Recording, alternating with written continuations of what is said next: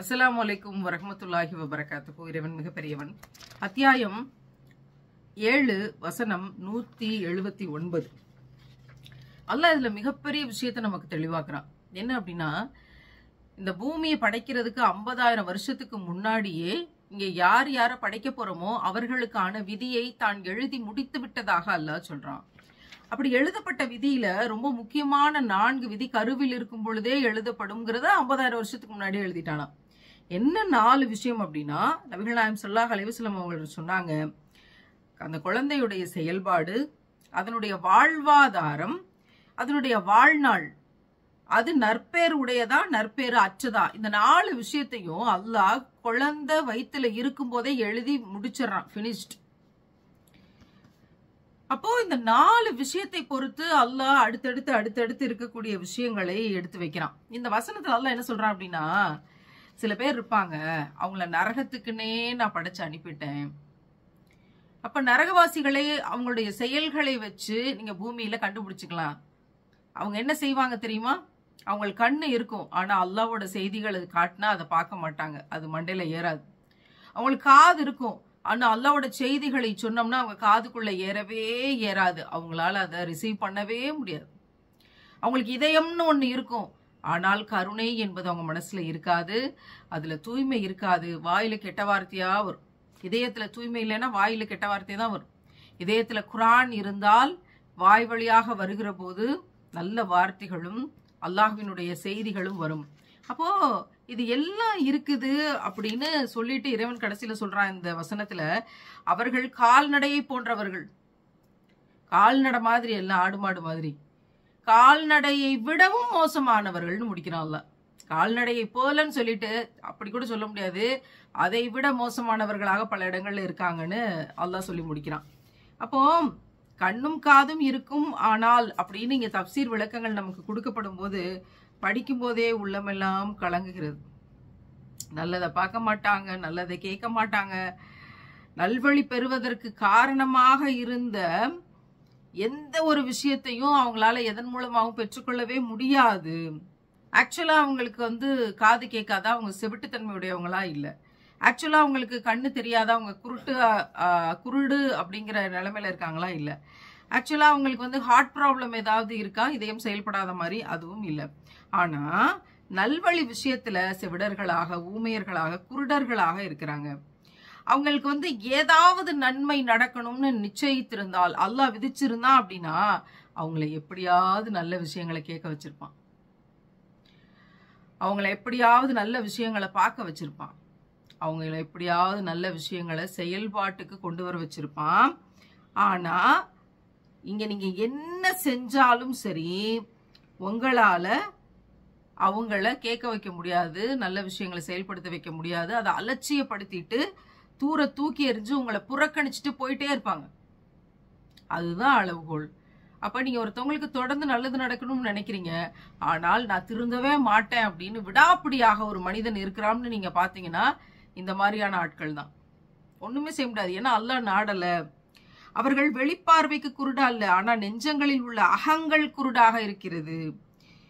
யார் அருளாளனின் அறிவுரையை கண்டும் காணாமல் இருக்கிறாரோ அவங்களுக்கு அல்லாஹ் என்ன செய்யறானா, ஒரு சைத்தானை பொறுப்புதாரியா விட்டுருவானா. இன்சார்ஜா யாரை விடுறான்? சைத்தானை கொண்டு போய் விடுறான். அவருக்கு அந்த சைத்தான் உற்ற துணையாக கூடவே இருப்பானா. யோசிச்சு பாருங்க, எவ்வளவு பெரிய வழிகேடு. அஊது பில்லாஹி மினஷ் ஷைத்தானிர் ரஜீம் அப்படின்னு அல்லாஹ் நீ துரத்தி விட்டையே, அந்த விரட்டப்பட்ட சைத்தானிடமிருந்து உன்னிடம் நாங்கள் பாதுகாப்பு தேடுகிறோம்னு ஒவ்வொரு பொழுதும் நம்ம பாதுகாப்பு தேடிக்கொண்டே இருக்க வேண்டிய சூழ்நிலை. ஆனா அல்லாஹ் என்ன செய்வானா, அந்த மாதிரியான ஆட்களுக்கு செஞ்சுட்டான், அப்படி அவன் எழுதி வச்சுட்டான். ஏன் செஞ்சான், ஏன் அப்படி எழுதி வச்சாங்கிற காரணம்லாம் அல்லாஹ்வுக்கு தான் தெரியும். ஒரு சைத்தானை இன்சார்ஜா நியமிச்சு விட்டுருவானா. அவங்க 2 பேரும் ரொம்ப க்ளோஸ் ஃப்ரெண்ட்ஸா இருப்பாங்களாம். சைத்தானோட க்ளோஸ் ஃப்ரெண்டா இருக்கவன் என்ன செய்வான், நீங்களே பட்டியல் போட்டு தெரிஞ்சுக்கலாம். அல்லாஹ் சொல்றான் கால்நடை போன்றவர்கள் அப்படின்னு சொல்லி அல்லாஹ் சொல்றான். என்னன்னா, அவங்களுக்கு ஆட்டுக்கு மாட்டுக்கு கூப்பிட்டு ஏதாவது சொன்னா விளங்குமா? என் தங்கமே ஆட்டுக்குட்டியே நல்லா இருக்கிறியானா ஏதாவது விளங்குமா? நாம் என்ன சத்தத்தை கொடுக்கிறோம் அப்படிங்கிறது தான் விளங்கும்.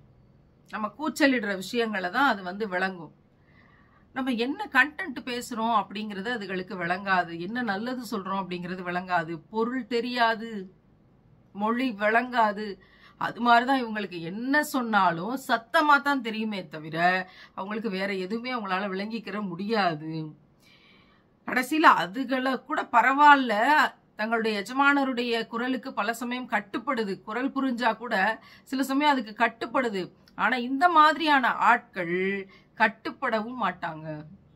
அதனாலதான் அல்லாஹ் இந்த வசனத்தை எப்படி சொல்லி முடிக்கிறான், கால்நடைகளை விட மோசமானவர்கள் அப்படின்னு சொல்லி முடிக்கிறான்.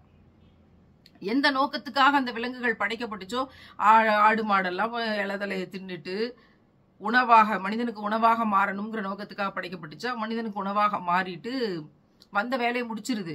ஆனால் மனிதன் இந்த பூமியில் படைக்கப்பட்டதே இறைவனை வழிபடுவதற்காக மட்டும்தான்.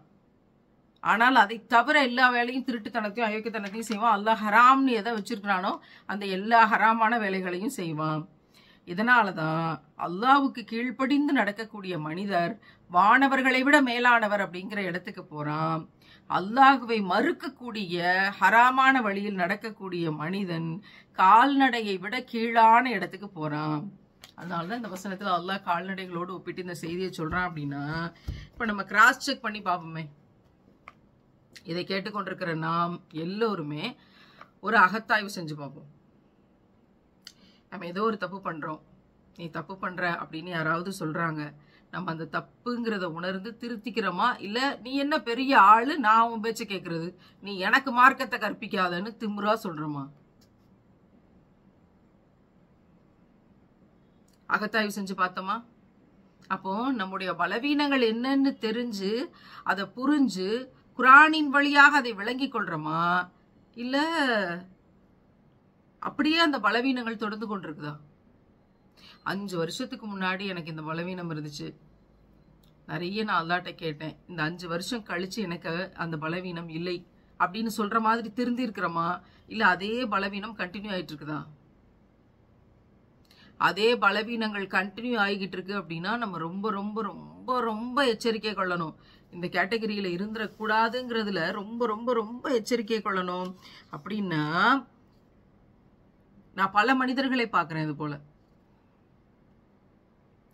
நம்ம பெரிய பாடுபட்டு அரும்பாடுபட்டு கஷ்டப்பட்டு கண்ணீர் வடித்து அவங்கள எப்படியாவது திருத்திரணுங்கிறதுக்காகலாம் போராடுவோம்.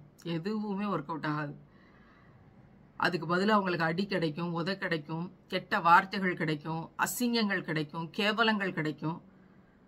கண்ணுக்கு முன்னாடியே அவங்கள அசிங்கமா பேசுவாங்க, கமெண்ட்டுகள்ல எழுதுவாங்க, சூழ்ச்சிகள் நடக்கும், புறக்கணித்து வெளியேற்றுவார்கள், எல்லா விதமான வேலைகளும் நடக்கும்.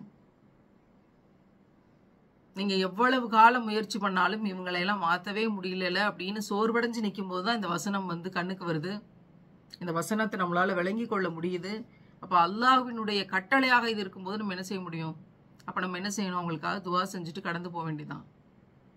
நாம் அந்த மாதிரியான பட்டியலில் இருக்கிறோமா, யாரையாவது ஹர்ட் பண்றோமா, யாரையாவது கெட்ட வார்த்தை பேசுறோமா, தொடர்ந்து பலவீனங்கள்ல இருக்கிறோமா, தெரியும் நமக்கு எது ஹலால் எது ஹராம் அப்படிங்கிற பட்டியெல்லாம் நமக்கு ரொம்ப நல்லா தெரியும். அதுல ஹராமான வேலைகள் ஏதாவது செஞ்சுட்டு இருக்கிறோமா அப்படிங்கிற ஒவ்வொரு விஷயத்தையும் கிராஸ் செக் பண்ணணும். நீங்க பேசுகிற, நீங்கள் பரிதவிக்கிற விஷயங்கள் ஹராமானதாக இருந்தால், உண்மைக்கு மாறுபட்டதாக இருந்தால் நீங்க என்ன செய்வீங்க? மனுஷனுக்கு அந்த அச்சம் வர்றதே கிடையாது. அந்த அச்சம் வர்றதே கிடையாது. இருக்கிறதுலே நான் தான் பெரியாள் அப்படிங்கிற உணர்வோடு பயணித்துக் கொண்டிருக்கிற மனிதர்களை யோசிக்கும் போது இந்த வசனம் எவ்வளவு பெரிய சத்தியத்தை பேசி இருக்கிறது அப்படிங்கிறத எப்படி அவங்களுக்கு சொல்லுவேனா அப்படிங்கிற பரிதவிப்பு மட்டும்தான் நமக்கு மிஞ்சுது. இதனோட பிராக்டிக்கல் வேர்ஷனை நான் பல இடங்கள்ல பார்த்திருக்கேன். கண்ணிருந்தும் குருடர்களாய், காதிருந்தும் செவிடர்களாய், இதயம் இருந்தும் அது செயல்பாடு அற்றவர்களாய் பிராக்டிக்கல் வேர்ஷனா பார்த்திருக்கேன். அவங்களுக்கு உங்களால விளங்க வைக்கவே முடியாது. நீங்க என்ன செஞ்சாலும் நீங்க அசிங்கப்பட வேண்டுமே தவிர, நீங்கள் கைசேதப்பட வேண்டுமே தவிர, இந்த மனிதர்களுக்கு உங்களால ஒண்ணுமே செய்ய முடியாது. ஏன் செய்ய முடியாதுன்னா, அல்லாஹ் எழுதி விட்டான். அப்ப நீங்க என்ன செய்யணும்? அல்லோரின் கூட்டத்தோடு அல்லாஹ் எங்களை சேர்த்து விடுன்னு சொல்லிட்டு கடந்து போக வேண்டியதான். இறைவன் மிகப்பெரியவன். நாம் ஒவ்வொரு சமயமும் இவற்றையெல்லாம் படிக்கும்போது யாருக்கெல்லாம் நம்ம இப்படி நல்லது நாடி அவங்க நல்ல பாதையில வரலையோ அவங்க எல்லாருக்காகவும் துவா செஞ்சுட்டு, நாம் இது போல ஒரு பட்டியலுக்குள்ள ஒரு நாளும் இருந்துடக்கூடாதுங்கிறதுல ரொம்ப கவனமா இருக்கும். யோசிச்சு பாருங்க, அந்த வார்த்தை எப்படி இருக்குன்னு யோசிச்சு பாருங்க. ஏதேனும் ஒரு நலவை அல்லாஹ் நமக்கு நாடி இருந்தால் அவர்களை நல்ல விஷயங்களை கேட்க வைத்திருப்பான். ஆனா கேட்கலையே. ஏதாவது ஒரு இடத்துல திருந்திருப்பாங்க, திருந்தலையே. ஏதாவது ஒரு இடத்துல தங்களை தாங்களே பேணி பாதுகாத்துக் கொள்கிற இடத்துக்கு வந்திருப்பாங்க, வரலையே. எல்லாமனும் போன்களுக்கு பாஸ்வேர்டுகளை போட்டுக்கொண்டு யாருக்கு தெரிய போதுங்கிற ஒட்டுமொத்த அயோக்கியத்தனத்தை செய்து கொண்டு சுற்றி கொண்டிருக்கிறார்கள். அத்தனையும் ஹராம். அல்லாஹ் பார்த்து கொண்டிருக்கிறான். என்ன செய்யறது, இதெல்லாம் மாத்த முடியலையேங்கிற பரிதவிப்பு ஒவ்வொரு இடத்துலையும் ஒவ்வொரு ஊரிலும் பார்க்கும்போது, அல்லாஹ் அவங்களுக்கு நன்மையை நாடி இருந்தால் அவர்களை நல்ல விஷயங்களை கேட்க வைத்திருப்பான். அவர்கள் நல்ல விஷயங்களை கடைபிடித்திருந்திருப்பார்கள். நல்ல செயல்களாக அவை மாறியிருக்கும். ஆனால் அல்லாஹ் நாடவில்லை. எனவே அவர்கள் எல்லா நல்லவற்றையும் புறக்கணித்தார்கள், தூக்கி எறிந்தார்கள். நல்ல செய்திகளை சொன்னவர்களை அசிங்கப்படுத்தினார்கள், கேவலப்படுத்தினார்கள். தீமையை தேர்ந்தெடுத்துக் கொண்டார்கள், இம்மையை தேர்ந்தெடுத்துக் கொண்டார்கள். இறைவன் பாதுகாக்கட்டும்.